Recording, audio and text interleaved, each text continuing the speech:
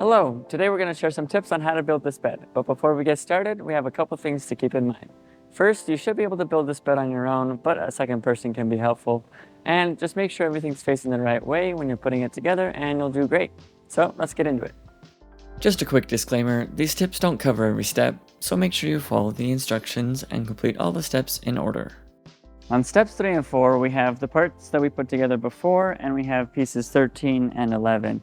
And the main thing we want to point out on this step is that these rubber parts need to be facing inwards, and this little piece needs to be pointing down. And then when we put them into this piece, they only go as far as the first hole, and then that's where we put the bolts in. So we'll go ahead and line that up with the holes, and then the long bolt goes into the top and the nut in the bottom. So we'll go ahead and put those in. This finger tight for now, and then this short bolt goes into the inside.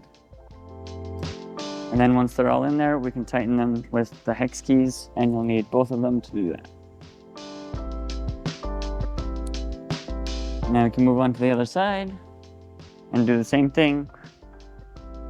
All right, we're good to move on. On step 7 and 8, and also future upholstery steps, the big thing we want to point out is to line up all the holes first, then put the bolts in most of the way until all of them are in, then you can tighten them the rest of the way. And we'll go ahead and do that now. All right, we're all done. Let's move on. On step 16, when we're attaching these crossbars, you'll notice that there are holes on the ends of it, and those will be important for this step. The first thing you're going to do is insert one end into one side of the bed into these little rubber holes, and then you're going to put the other one in and slide it in, and then these little notches line up with the little metal piece sticking out. And then once those are in, then these little plastic pieces go on the other side and secure it in place.